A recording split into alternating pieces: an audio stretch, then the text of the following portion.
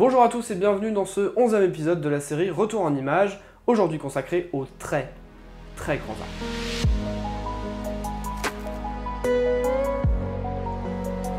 Dans le dernier épisode, je vous avais laissé sur notre départ de la ville de San Francisco. On a dormi dans une ville qui s'appelle Santa Rosa le soir même, et le lendemain, on a décidé de faire les 3 heures de route pour aller jusqu'au Redwood National Park. Étant donné qu'on n'avait pas l'intention d'y passer une semaine, on est allé directement au Visitor Center pour se renseigner sur la rando qu'il était possible de faire. On nous a tout de suite indiqué un circuit de randonnée assez classique qui nous emmenait par le Big Tree, un arbre assez impressionnant d'une 60aine de mètres. Le chemin de randonnée était bien praticable avec vraiment aucune difficulté majeure, pas de montée trop importante, pas de descente trop importante, vraiment un sentier de randonnée assez classique. On a plutôt l'impression de se balader en forêt. Bon, le seul truc c'est que potentiellement il peut y avoir des ours un peu cachés à droite à gauche, ça ils vous préviennent avant, et en même temps vous avez des arbres qui font plusieurs dizaines de mètres de haut à côté de vous, avec plein de fougères partout. Bon, c'est une forêt un peu spéciale, hein, pas comme on en voit en Europe. Au passage, en nous rendant au Big Tree, on est passé à côté d'un arbre vraiment spécial qui était complètement torsadé. J'ai pas réussi à retrouver le nom, je l'avais pas noté sur place, et j'ai pas réussi à retrouver le nom quand j'ai préparé cette vidéo. Donc si jamais quelqu'un a l'information, vous pouvez la mettre dans les commentaires. Photographiquement parlant, je me suis surtout battu avec la teinte de mes images. C'est un truc que j'ai remarqué quand je faisais des photos de forêt, j'ai tendance à avoir des zones de l'image, celles qui ne sont pas vertes, avec une dominante plutôt magenta. Alors à mon avis, ça doit être lié au fait que quand votre appareil photo voit beaucoup de vert, il se dit « Oh mon dieu, beaucoup de vert, il faut que je compense », donc du coup il compense vers le magenta, sauf que du coup sur le vert ça se voit pas trop, mais sur les zones qui ne sont pas vertes, bah ça ressort magenta. Ça, c'est mon hypothèse. Maintenant, toujours est-il que j'ai ce problème-là, même si ça vient pas de là, j'obtiens toujours ce problème-là sur mes photos, et du coup ça fait des dominantes qui sont pas très jolies à voir, et qu'il faut donc corriger. L'autre difficulté est liée au fait que quand vous faites des photos en forêt, c'est pas si simple, parce qu'en fait il y a énormément d'éléments, d'informations, c'est difficile de simplifier votre cadre et votre composition, donc du coup c'est ce que je me suis efforcé à faire, tant au niveau des photos sur place, tant au niveau de la sélection et du tri des photos, puisqu'il y a des photos que vraiment la lumière était peut-être cool, mais en vrai la composition était pourrie parce qu'il y avait vraiment beaucoup trop d'éléments à l'intérieur.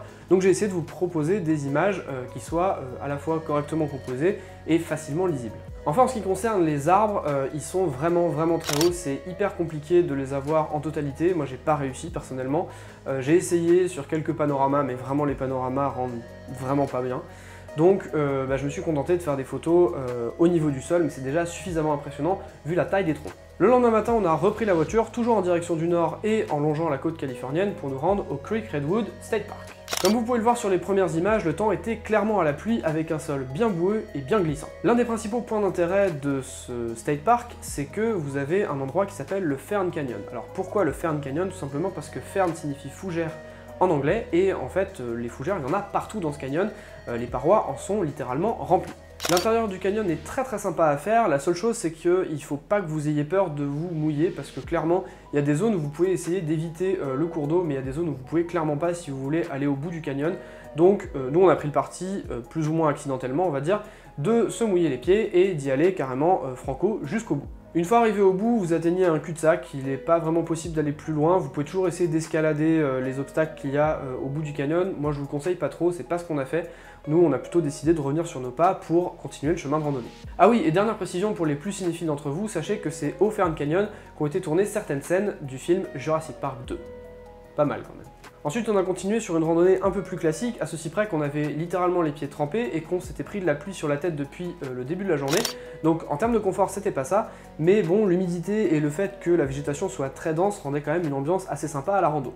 En ce qui concerne les photos que j'ai pu prendre pendant cette randonnée, c'est clairement sur la teinte, la luminance et la saturation du vert que je me suis le plus attardé au post-traitement, puisque l'interprétation native du logiciel me donnait vraiment des couleurs qui étaient trop pétantes, et le temps était gris, et même si la végétation était luxuriante, c'était pas aussi vif que ça, donc j'ai essayé de trouver la bonne balance entre les trois, entre la saturation, la luminance et la teinte. Voilà, ce 11e épisode de la série Retour en images est maintenant terminé. J'espère qu'il vous aura plu, que les photos vous auront plu et que vous aurez appris 2-3 infos sur les Redwood Park. J'en profite également pour faire une mention aux tipeurs qui soutiennent la chaîne et que je remercie chaleureusement.